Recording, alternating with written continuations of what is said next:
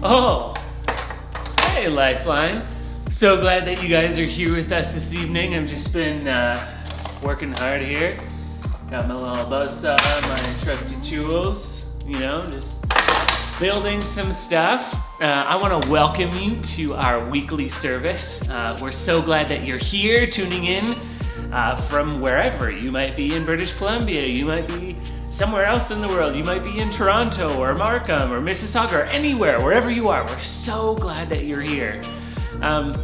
So in addition to welcoming you, I want to tell you the whole reason that I'm building stuff is because Giselle is going to be bringing the word to us. Now, as we've been talking back and forth this week, Giselle and I, she's been sharing with me about what she's about to share with us. And guys, like, get ready for a word. She's going to be talking about building inspection. That's why I'm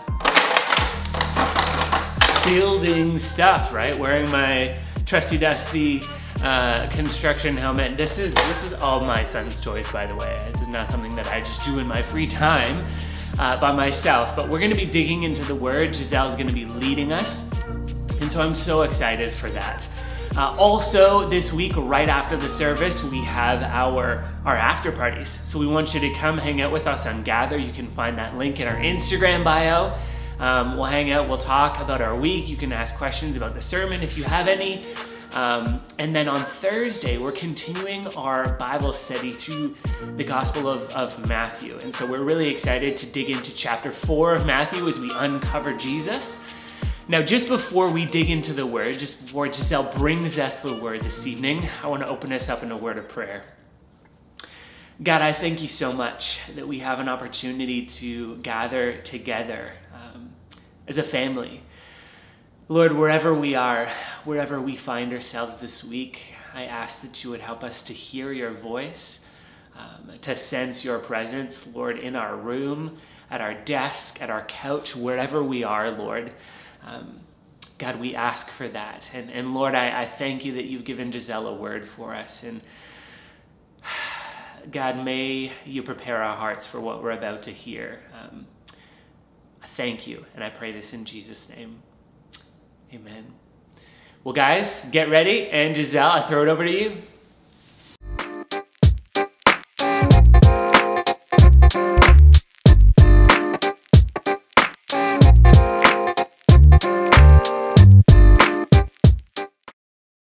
What's up, Lifeline family? I'm so excited you are here with us. Tonight, we are taking it back to the beginning, looking at the story of the Tower of Babel and how that story points to our own life. So jumping right into the word, not wasting any time, we are reading from Genesis chapter 11, starting in verse 1 to 9. And I'm reading from the New International Version. It says, "Now the whole world had one language and a common speech. A people moved eastward and found a plain in Shinar and settled there. They said to each other, 'Come, let's make bricks and bake them thoroughly.' They used brick instead of stone and tar for mortar. Then they said, 'Come, let us build ourselves a city with a tower that reaches the heavens so that we may make a name for ourselves. Otherwise, we will be scattered over the face of the earth, the whole earth.' But the Lord came down to see the city and the tower the people were building. The Lord said, 'If as one people speaking the same language they have begun to do this, then nothing they plan will be impossible for them. Come, let us go down and confuse their language so that they will not understand each other.' So the Lord scattered them from all over the earth, and they stopped building the city. That is why it was called Babel, because the Lord confused the language of the whole world. From there, the Lord scattered them over the face of the whole earth." That was from Genesis 11, 1 to 9. The book of Genesis is all about the beginning, hence the name Genesis. In the Hebrew, it means the beginning. Genesis covers the historical events of God creating the heavens and the earth and all the living things within, the creation of man and woman, and the relationship between humans and God, and the sin that severed that perfect relationship that existed in the garden. Genesis is believed to be written by Moses, While we may not know the details of how Moses received the knowledge that allowed him to pen Genesis, it becomes clear that the purpose of Genesis was to give an account of the past to point to the future. Moses, as the author of the Pentateuch, the first 5 books of the Bible, offer a complete narrative that uncover the relationship between the past and the future.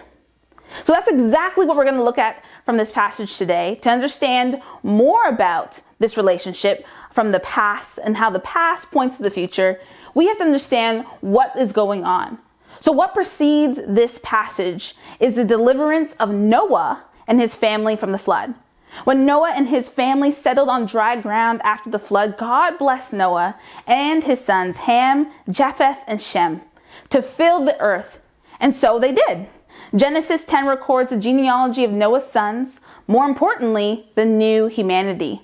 Chapter 10 goes together with chapter 11. While one explains the genealogy and how each son created a different people group, the other explains how that genealogy came to be. Chapter 11, what we just read, reveals how the self-centered ambition from the people of the land resulted in their dispersion throughout the earth. What happened was the descendants of Noah remained in one place, sharing one language, and they decided to build a mighty city, a huge tower. When God saw what the people had done, he decided to separate them by confusing their language so they couldn't communicate with one another. Not being able to communicate amongst the different groups naturally created a barrier, and that caused them to stop building this tower and to move away from each other, and as a result, doing what they were meant to do, which is to fill the earth. So the story of the Tower of Babel historically teaches us and warns us about the consequences of our selfish ambition. When we choose to pursue selfish desires, it damages our relationship with God. And when we put our plans above God's plans, it never works out. And we see that play out here in this text. So first, we see the people chose to make their own land. As we read the story, here the writer notes that the people traveled eastward and settled in a plain in Shinar. The fact that the writer points out the fact that the people moved eastward is a detail that we cannot skip over. From the very beginning of Genesis, going east had a direct correlation to going in the opposite direction of God. See, when Adam and Eve disobeyed God's orders and ate from the tree of knowledge of good and evil, Scripture says that God banished them out of the garden eastward. And when Cain killed Abel, he went eastward and hid from God. East symbolically represents the severance in the relationship between God and man. And notice in both of the accounts, God is not the one who moves. It's us. We move away from God. God never departs from us. We depart from him. Similarly, in the story between the new humanity and through Noah, these people chose to move eastward, which sets us up for the disaster to come. We immediately know that the events that to follow are going to create a distance from God, and that sin will enter the story yet again. In verse 3, the people say to each other, "Come, let us make bricks and bake them thoroughly." This region was industrially innovative, and the people had developed better materials for building. Thus, they decided to use these materials to build themselves a great city. Their decision was to make a city was against God's will for them to spread throughout the earth, because they intended to live together in a way that was completely opposite of what God asked them to do. The people chose to make their own city. The people chose their own path, one they thought was better than the path that God had laid out for them. The reality is that we too make decisions that rebel against what God asks us to do.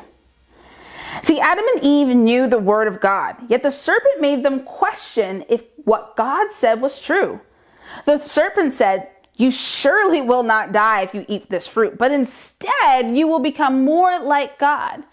The enemy will have us doubt what God's word says more often than we would like to admit. If we question God, we question if did God really say, honor my mother and father? Did God really say, love my enemy? Did God really say that he loved me while I was still a sinner? These are just examples of how the enemy plants lies against God. These lies, if we allow them, get a hold in our lives and can cause distance in our relationship with him. But if we know the word and if we meditate on it day and night, we can stand solid on the truth of the word of God and not easily fall into temptations and believe the lies of the enemy. Not only did these people choose to make their own land, but they chose to glorify their own name. In verse 4, the people said, "Come, let us build a city with a tower that reaches the heavens, so that we will make our name for ourselves." So let's pause right there for a moment. The people wanted to build a massive city with a skyscraper. And it's not that they wanted to build the city for economical reasons, to share resources, to stay one in community. But the people built the city and the tower because they wanted their names to be remembered. They wanted to be celebrated and to look back in awe of what they had accomplished. The people's sole purpose for building the city and this tower so that they can make a name for themselves, to receive recognition for themselves, to receive the glory that belongs to God. Interestingly, one of Noah's sons was named Shem. The name Shem in Hebrew means making a name, which we see represented here in verse 4. To say that they wanted to make a name for themselves is a subtle rejection of the one who came and gave them their name. It's like how each one of us has a birth certificate with the details of when we were born, where we were born, and who we were born to. The last name on my birth certificate indicates the family I belong to.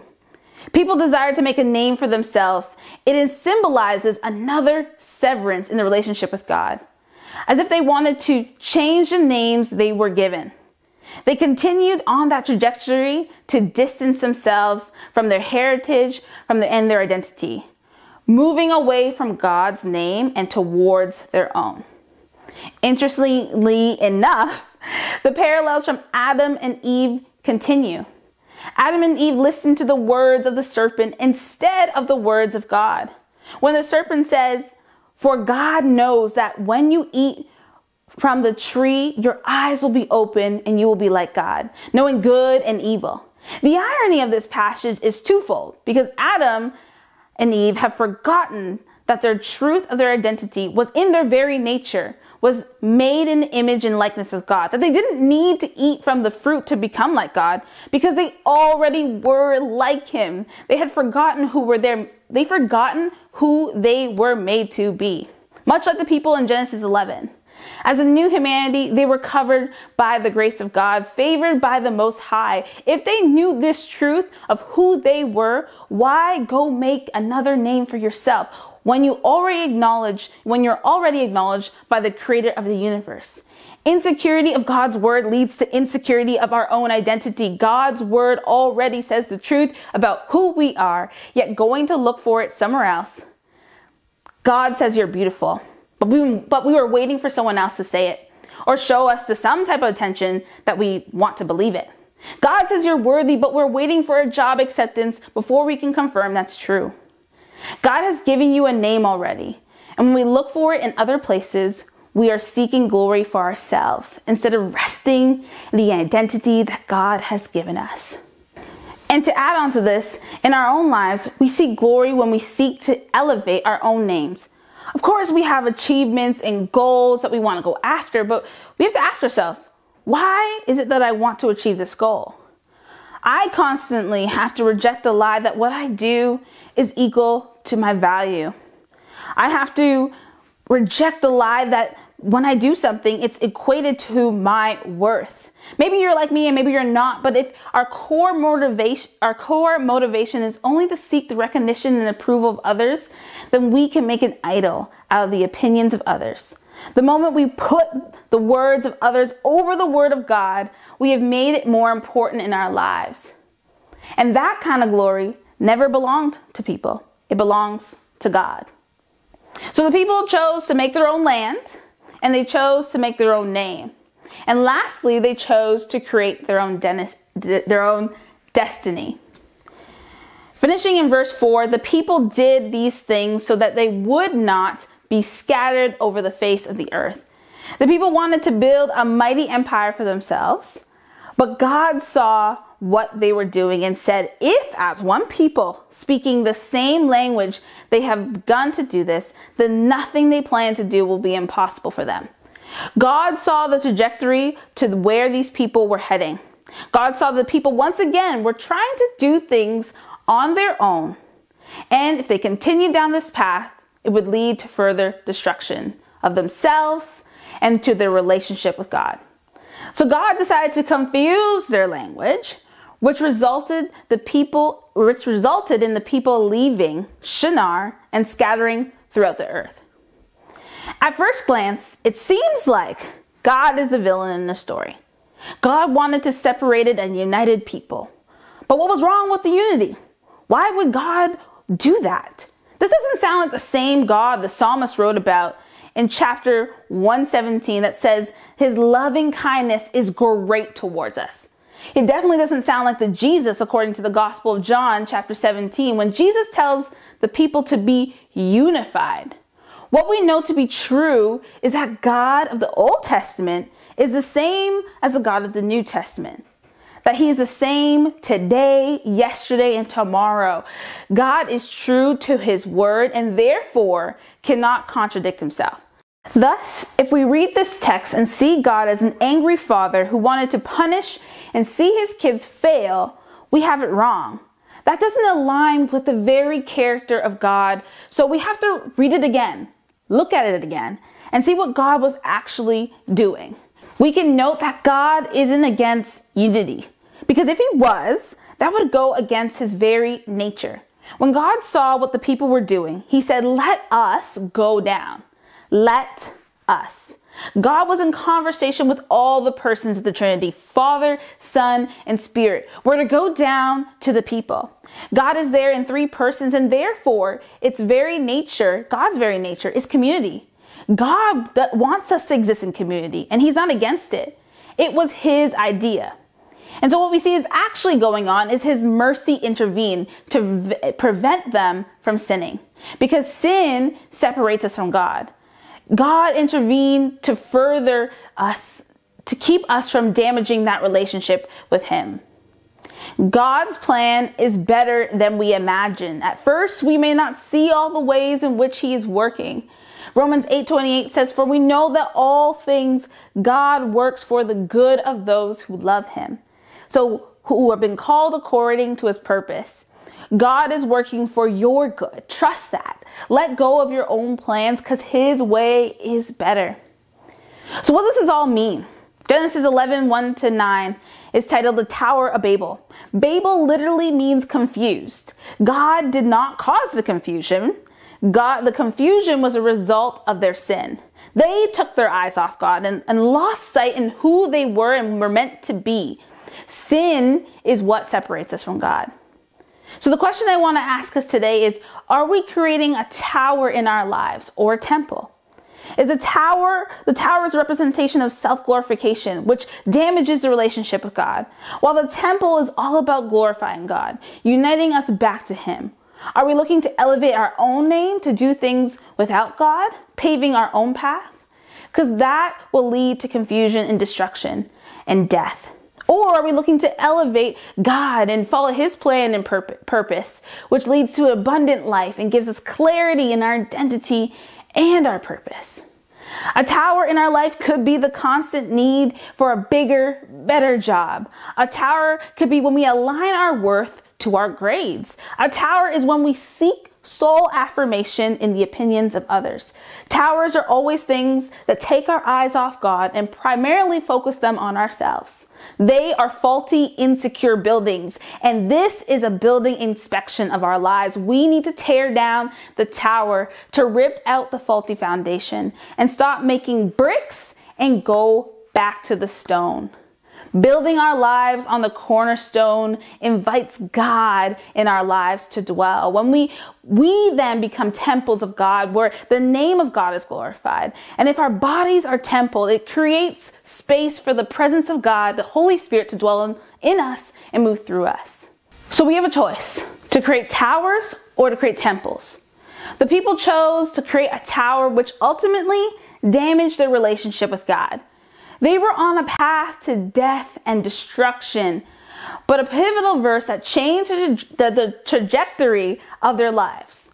But God came down.